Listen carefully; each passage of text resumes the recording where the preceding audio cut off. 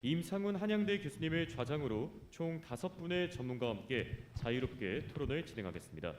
그럼 종합 토론의 진행은 임상훈 좌장님께서 진행해 주시겠습니다. 네, 안녕하세요. 저는 한양대학교에서 근무하고 있는 임상훈입니다. 반갑습니다. 오늘 1시간 반 정도 여러분께서 이제 전에 발제를 들으셨는데요. 그리고 이제 지금부터 이제 1시간 동안 이제 토론을 합니다. 근데 여러분께서 투자하는 시간이 이제 3시간인데, 안타깝게도 이 3시간을 투자해도 저희가 중고령 퇴직자 재취업과 관련된 모든 문제를 다 해결할 수는 없을 거예요. 그래서 오늘은 이 3시간 동안에 조금 초점을 맞춰서 집중적으로 좀 몇 가지 이슈를 가지고서 토론을 하는 게 어떨까 싶고요. 그리고 제가 이제 사회자로서 해야 되는 일 중에 하나가 시간 관리가 됩니다. 그래서 시간 관리도 해야 되고, 또 우리 발제자, 그다음에 토론자들 사이에서의 토론만 중요한 게 아니라, 사실은 뭐 3시간씩이나 투자하신 여기 오신 플로어 분들의 얘기도 좀 들어야 되는 것도 있어야 되니까요.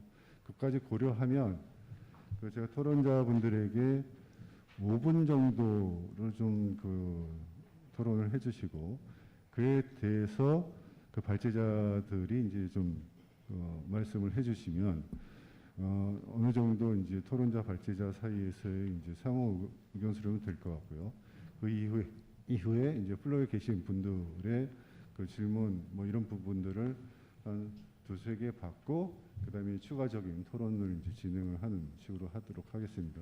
어쨌든 귀한 시간이기 때문에 1시간 내로 시간을 맞춰서 2부 순서를 이렇게 진행을 하도록 이렇게 하겠습니다. 그럼 먼저 토론자는요, 제일 먼저는 이제 노동연구원인 김주석 박사님, 성인연구원님께서 이제 하실 거고요. 두 번째는 대한상의 이규성 팀장께서 하시고, 마지막으로 이제 고용노동부의 홍정우 과장께서 하는 걸로 이런 순으로 하겠습니다. 자, 그러면 김주석 박사님, 예, 시작해 주시죠. 네, 안녕하세요. 인사드리겠습니다. 노동연구원의 김주석입니다.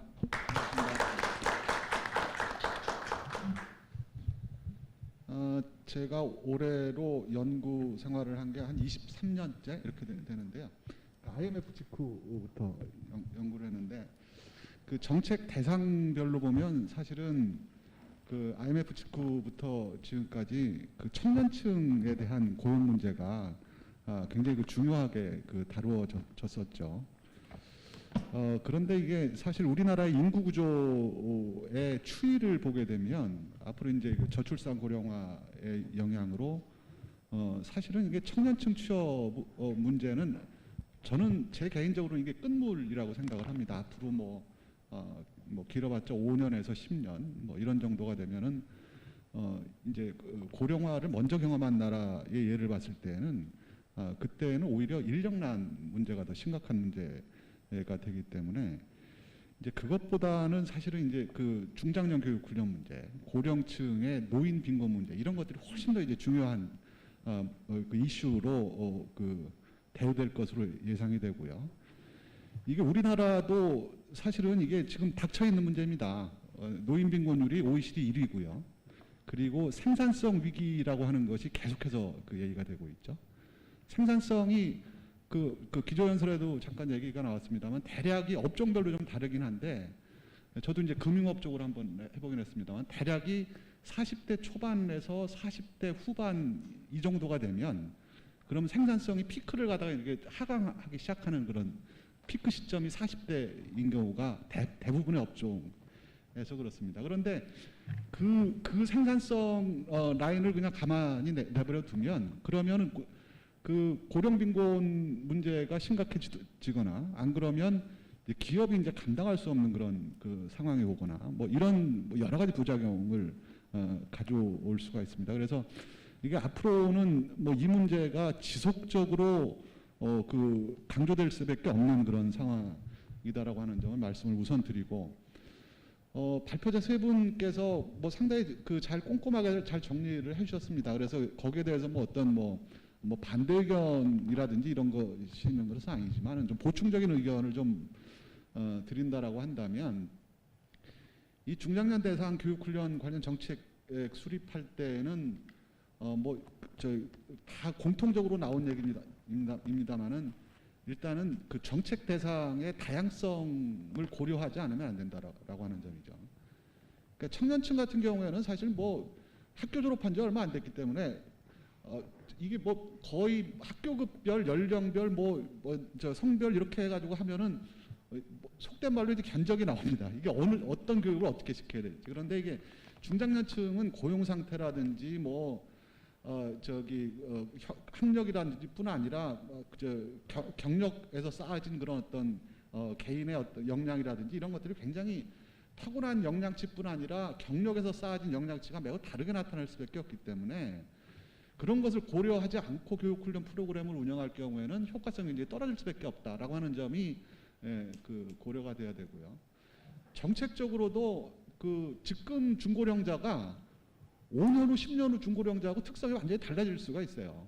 더군다나 우리나라처럼 사회 변동이 굉장히 심한 그런 나라에서는 학력별로도 그렇고, 학력치도 그렇고, 뭐 여러 가지 다른 그 문화도 그렇고 이런 것이 5년, 10년 후 중년층하고 지금하고는 완전히 달라질 수가 있다. 그래서 그 중년층의 고용 상태, 직무 역량, 노동시장 상황 등에 대한 어떤 정례적이고 주기적인 모니터링이 필요하다라고 하는 점을 제가 말씀을 드리고 싶고요. 그리고 이 교육훈련이 그 교육훈련 하나만 봐가지고는 이게 답이 안 나온다고 생각을 하고요.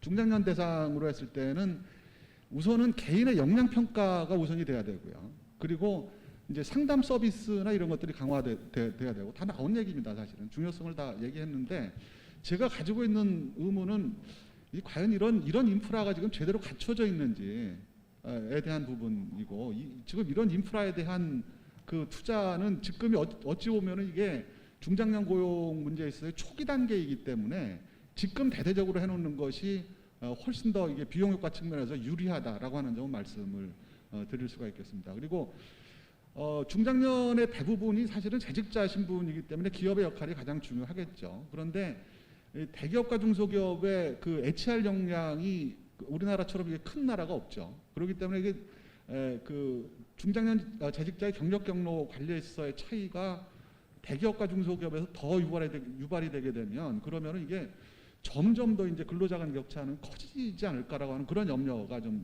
생기는 겁니다. 그래서 대한상이라든지 뭐 중소기업 단체라든지 하여튼 중소기업을 회원사로 둔 기업 단체가 제대로 된 역할을 해야 된다. 저는 사실은 대한상의에도 좀 이렇게 말씀드리면 뭐합니다. 좀 불만 같은 게 있어요. 불만 같은 게 교육 훈련에만 할 것이 아니라 사실은 이런 인력 양성에 대한 다양한 부가적인 서비스, 이것을 제공하는 것이 인력개발사업단이 회원사에 대한 어떤 의무가 아닐까. 그런데 과연 우리가 그렇게 해왔는지 이걸 돌이켜볼 필요가 있겠다라고 하는 점이고요. 그리고 현재 우리나라의 HR 관련된 컨설팅 시장이 그 주요 선진국에서 상당히 낙후되어 있습니다. 뭐 여러 가지 원인이 있고 그거에 대해서는 또 뭐 얘기하려면 좀 길어지겠지만 여하튼간에 우리가 뭐 그 노사발전재단 훌륭한 역할을 해왔죠. 뭐 등등 이런 기관들뿐 아니라 민간의 그 역할이 상당히 그 중요한 그런 상황이라고 생각이 되고요. 다시 한번 말씀을 드리지만은 교육훈련 기관에서도 각 교육훈련 프로그램에 대한 어떤 그 정책 효과성이랄까, 정책 성과랄까, 교육 성과랄까 이런 것들에 대한 그 데이터베이스의 수집이 굉장히 필요합니다. 그래야지만 사실은 이게 앞으로 지속될 문제이기 때문에 앞으로의 중장년 대상 교육훈련의 효과성을 지속시키는데 기여하지 않을까 이렇게 생각을 합니다. 이 정도로 일단 말씀드리겠습니다. 감사합니다.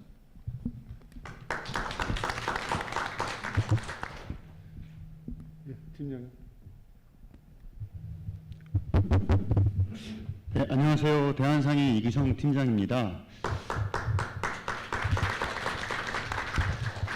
당초에 그 패널로 함께 주실 예정이었던 서울시 50플러스 재단의 그 전수진 책임님께서 갑자기 그 코로나에 감염이 되시는 바람에 사실 제가 대타로 참여를 하게 됐다는 거 먼저 말씀드리고요.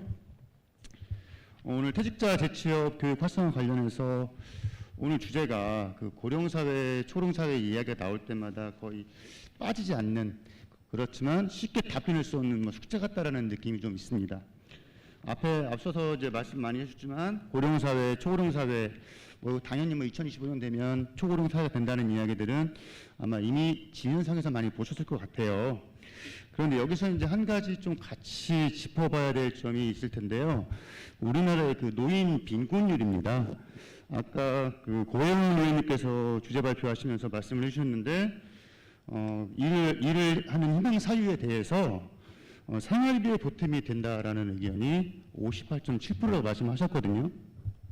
그러면 우리나라의 노인분이 어떻게 되느냐? 2018년 기준으로 OECD 1등이고요. 무려 40.4%가 빈곤을 겪고 있다로 조사가 되었습니다. 결국에는 그 중장년들이 뭐 국가 발전, 경제 발전 이전에 생계를 위해서라도 일을 해야 돼서 상황에 처했다라고 볼 수 있을 것 같습니다. 그래서 오늘 주제를 조금 중장년의 그 지속적인 경제 활동을 좀 지원하기 위한 측면으로 좀 바라보고 싶다라는 이야기 좀 드리고 싶고요. 중장년이 그 재취업 교육을 좀 활성화하기 위해서 그러면 어떤 걸 가장 먼저 보아야 할까 했을 때 첫 번째가 과연 이분들이 원하는 과정들을 어떻게 찾고 어떻게 교육에 유입이 되고 있을까를 좀 지켜볼 필요가 있을 것 같아요. 그래서 좀 앞서 발표 내용을 좀 종합해 보면 뭐 노사발전재단과 뭐 경기도청 중심으로 뭐 중장년 일자리 희망센터를 운영하고 있고 또 YWCA, YMCA 등등을 거쳐서 뭐 고령자 인재은행을 운영하고 있고 또 프로토타입 훈련 프로그램을 참여한다는 등 그 유익 경로가 굉장히 다양하거든요. 그런데 여기서 조금 바라볼 좀 문제점이 중장년 개개인이 원하는 바가 다 다양하다라는 거예요. 이 다양함을 과연 맞추어서 본인들이 제대로 선택하고 있는가에 대해서 조금 바라볼 필요가 있을 것 같아요. 뭐 사전 경험 없이 대부분의 그 중장년들이 뭐 인터넷이라던가 또는 언론 등을 통해서 그 교육 프로그램을 선택하게 되는 경우가 많을 것 같아요. 이런 경우는 실제로 뭐 취업과 연계되기가 어려울 것 같고요. 또는 연계가 되더라도 뭐 단기간의 근로에 좀 그치는 이런 상황이 예측이 좀 되고 있습니다. 그러면 중장년의 재취업 교육 참여를 위해서 가장 좋은 방법이 무엇일까? 한참 고민을 해봤는데요.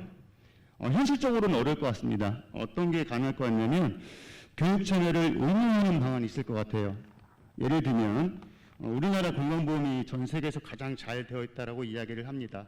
예를 들면 건강보험에서는 뭐 생애 주기별로 암 검진 등등을 해야 하게 되어 있죠. 그럼 이거와 마찬가지로 우리 직업훈련도 마찬가지로 40대, 50대, 60대 이렇게 특정 시기를 정해서 교육 참여를 의무화하는 방안을 한번 고려해 볼 수 있을 것 같습니다. 물론 현실적으로 뭐 법제를 뭐 개편한다거나 또는 뭐 사회적인 합의가 좀 필요하다라는 문제점이 있기 때문에 뭐 단시일 내에는 해결할 수 없겠지만 장기적으로는 이런 부분도 정책적으로 한번 고려할 필요가 있겠다라는 의견이고요. 관련해서는 현실적인 대안으로 좀 사업주 단체형 중장년 재취업 거버넌스 구축을 좀 제안을 해보고 싶습니다. 중장년이 그 성공적으로 직업을 이동하기 위해서는 결국에는 기업이 매개체가 되어줘야 합니다. 그래서 우리가 이제 이익 경로를 좀 바꿔보고 싶은 거예요. 그 근로자 개개인이 훈련 프로그램을 선택하는 것보다는 기업에서 재직 근로자를 대상으로 직업 훈련을 유도하는 방식으로 바뀌어야 한다고 생각을 합니다. 그러면 기업 입장에서 보면 재직자의 재취업을 노력을 해야 되느냐? 기업 입장에서 손해거든요. 오히려 하고 싶지 않죠. 그러면 여기서 대한상의 같은 사업단체의 역할론이 좀 대두가 될 겁니다. 중소기업을 찾아가 설득하고 참여를 유도하고 하는 과정을 거쳐서 기업과 함께 중장년을 지원하는 거버넌스를 구축을 해야 될 것 같아요. 그래서 사업주단체하고 기업과 정부 그리고 아까 말씀하셨던 뭐 중장년 일자리센터라든가 고령자 인재은행 그런 등등의 지원기관 그리고 폴리텍과 우수한 민간 기관들과 함께 협업하는 통합 지원 거버넌스를 구축을 제안하고자 합니다. 상담부터 훈련 프로그램 제공, 채용 연계까지 중장년 직업 이동을 위한 실질적인 지원을 해야 될 것 같아요.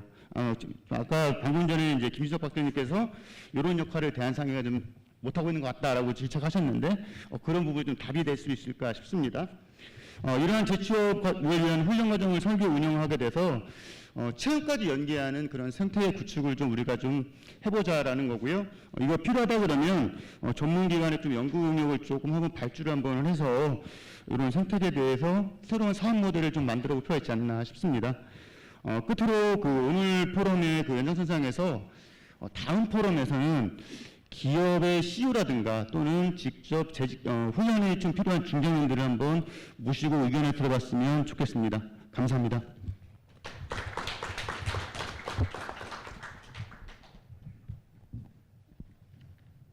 예, 이어서 하겠습니다. 그 노동부의 고용정책 총괄과장입니다.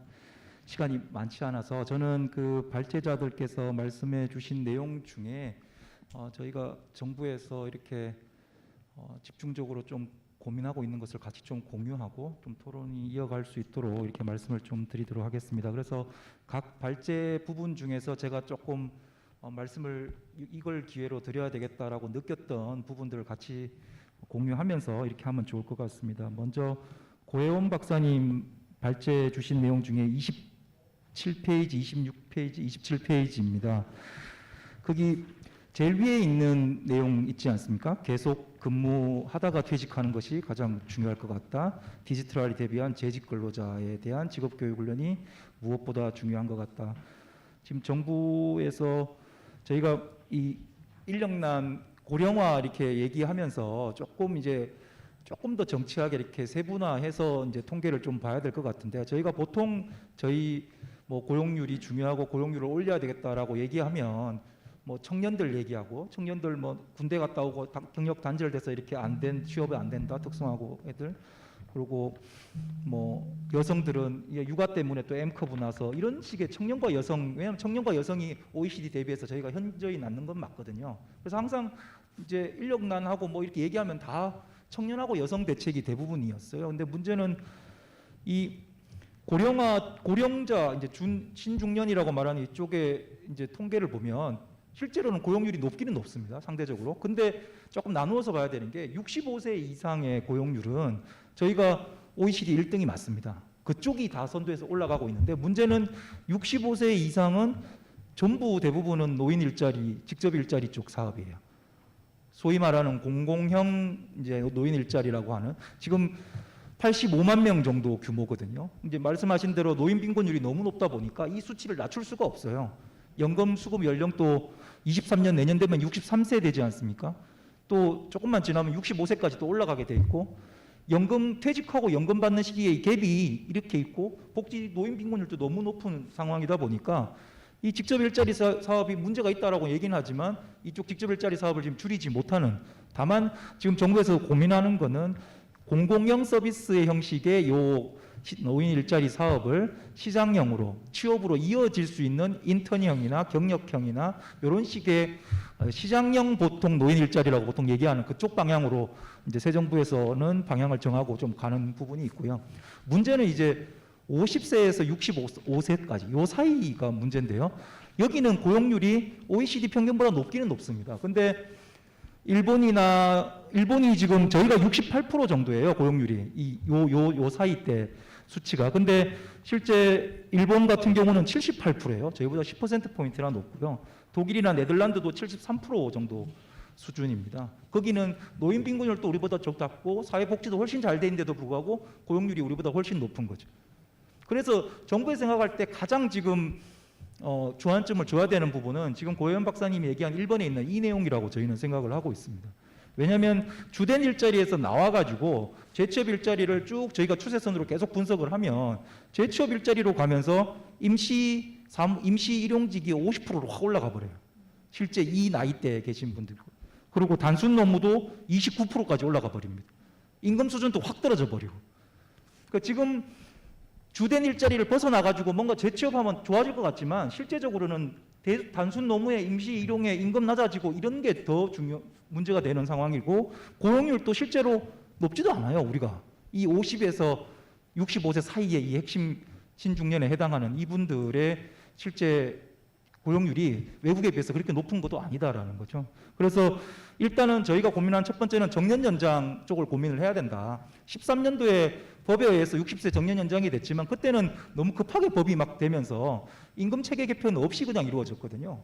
그러다 보니까 실제 청년 일자리 줄어든다는 막 반론 나오고 실제 호봉제로 다 돼 있으니까 임금을 엄청나게 받고 60 넘었는데 월급은 일은 조금 옛날보다 생산성이 떨어지는 것 같은데 월급은 더 줘야 되고 막 이런 문제가 생겨서 이 정년 관련된 게 되게 이슈가 돼버리고 논란이 됐는데 지금 어쨌든 정년 연장을 다시 한번 고민을 하고 얘기를 해야 된다. 주된 일자리를 조금 더 연장을 하되 여기서 말한 재직 근로자에 대한 취업을 연계해서 직업훈련과 연동해서 새로운 배치 전환이 이루어질 수 있는 그 근간에는 호봉제 중심이 아니라 임금체계 개편이 그게 정년 연장형 임금 피커제가 됐든 아니면 직무성과급으로 됐든 그런 식의 임금체계 개편과 연동해서 주된 일자리에서 좀 업무를 바꾸더라도 그 가지고 있는 노하우, 아까 말한 관계적인 능력이 훨씬 뛰어난 걸로 나오지 않습니까? 그런 역할을 할 수 있는 역할을 줌으로써 주된 일자리에서 더 하고 그게 정년 연장의 방식이든 아니면 외국과 같이 정년의 제재가 없는 정년 통제가 되지 않고 정년이 필요 없더라도 일할 수 있는 능력이 있으면 주된 일자리에서 계속해서 좀 더 할 수 있도록 만드는 게 어쨌든 우리 같이 노인 빈곤율도 높고 사회복지 시스템도 잘 안 되는 데서는 첫 번째로 가야 되는 것이 아닌가라는 거고요. 두 번째 이를 뒷받침하려면 재직 근로자에 대한 직업훈련이 활성화되어야 될 것입니다. 그래서 저희가 중소기업이 이제 문제인데 대기업은 어느 정도 합니다. 대기업 종사자의 20% 정도가 직업훈련을 받아요. 중소기업은 고용보험을 내고 있는 중소기업 사업주의 사업체 기준으로 하면 4.5%밖에 지금 직업훈련을 안 시키고 있어요. 100개의 중소기업이 고용보험을 내면 고용보험은 아시다시피 사업주가 100% 내지 않습니까? 사업주가 우리 근로자들 교육시키려고 100% 냈는데 그 100%에 4.5%만 환급받아요.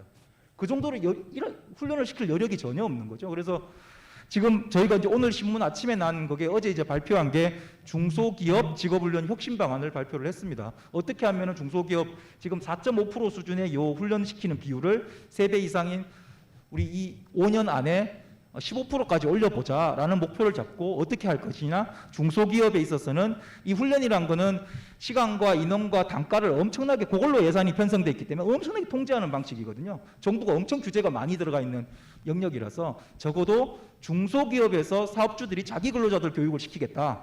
배치 전환을 시키든 직무를 향상시키든 이렇게 교육하는 자체 훈련은 규제를 다 없애버리자라는 게 주 내용으로 했습니다. 그래서 원래 사업주가 자기 근로자들 교육시키려도 사전에 다 승인 받아야 돼요. 지금은 매월 단위로 승인 받고 노동부에서 또 돈을 받으려면 또 매월 신청해야 되고 그런 것들을 다 없애고 포괄과정 인정제로 해서 우리 사업체는 이런 식의 포괄적으로 이 정도 교육시키겠다라고 하면 전날에 갑자기 뭐 기술이 바뀌어 새로운 교육이 필요할 수 있지 않습니까? 그냥 그걸로 하고 나중에 사후 승인하는 포괄과정 인정제를 한다든지 대부분 사업주 훈련 중에 대부분을 차지하는 위탁 훈련 쪽은 원격 훈련이 대부분이거든요. 근데 원격 훈련도 사전에 다 승인 받도록 지금 돼 있어요. 근데 그 원격 훈련도 요즘은 패키지로 이렇게 구독형으로 내가 1개월권 끊었어.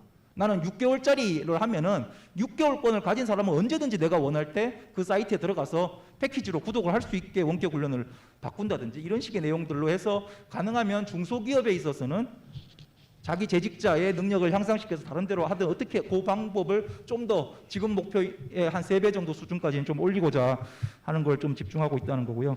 5분이 벌써 다시 넣어버려서 하나씩 말씀을 하려면 1분씩만 더 해보겠습니다.